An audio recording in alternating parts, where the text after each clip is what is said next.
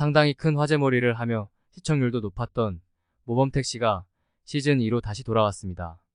보통 시즌0 될 때 안타까운 건 전작에 나왔던 캐릭터 중 한 명이 빠진다는 점이었습니다.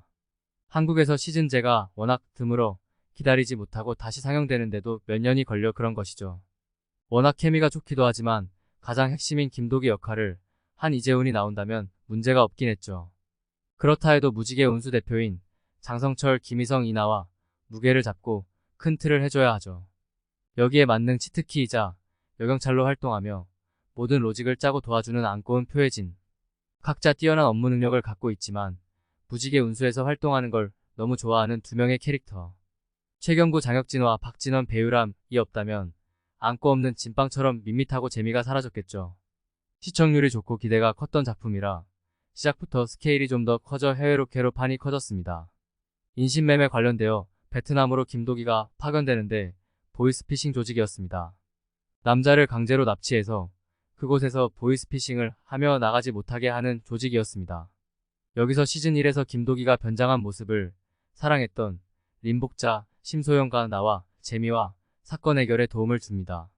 사건 마지막에 보이스피싱 조직 두목을 잡으려 할 때 알 수 없는 스나이퍼가 총으로 살해합니다. 이건 모범택시 시즌2의 전체를 관통하는 빌런의 출연을 알리면서 마지막 대미를 장식하는 예고편이었습니다. 보이스피싱을 일망타진하는 액션이 꽤 스펙타클하게 그려져서 시즌 전체를 기대하게 만들었죠. 한국 사회 구석구석 양지나 음지에서 활동하는 악당을 물리치는 내용이 계속 전개됩니다. 대략 2회차 정도로 각 빌런을 김도기가 물리치는 장면으로 구성됩니다. 이를 위해서 모범택시만의 특징인 누군가 의뢰를 해야만 무지개 운수 팀이 사건을 해결하죠. 시즌 1보다는 요 과정은 다소 생략되고 좀 더 의뢰자의 피해 여부가 더 그려지는 쪽이었습니다. 시즌 1에서 배우 신차지연이 전체를 관통하는 악역이라면 시즌 2에서는 오나준, 신재하였습니다. 3회에서 4회는 노인 전문 사기단에 대한 에피소드였습니다. 시골을 돌아다니며 행사를 통해 환심을 사고 친해지면서 타겟을 물색하는 조직이었죠.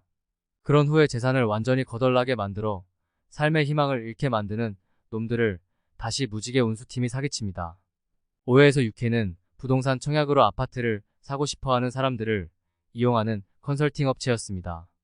드라마가 작년 여름부터 촬영이 된지라 겨울부터 되었다면 전세 가기가 되지 않았을까 하네요.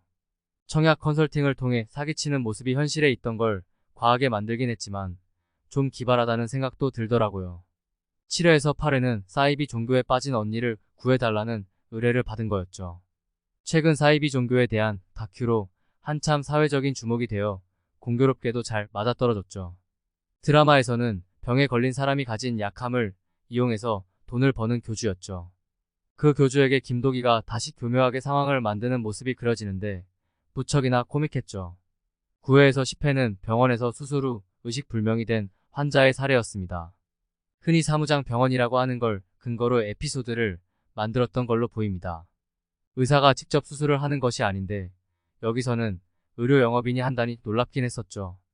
마지막 절정은 초반 잠시 나오면서 끊임없이 긴장을 불러일으킨 금사회와 관련된 이야기였습니다. 블랙선이라는 클럽을 통해 마약을 먹여 자신의 의지를 약하게 만들어 조정하는 내용이었습니다. 드라마를 보면 자신이 당했는데도 자발적으로 했다는 식으로 만드는 과정이 정말로 치밀하더라고요.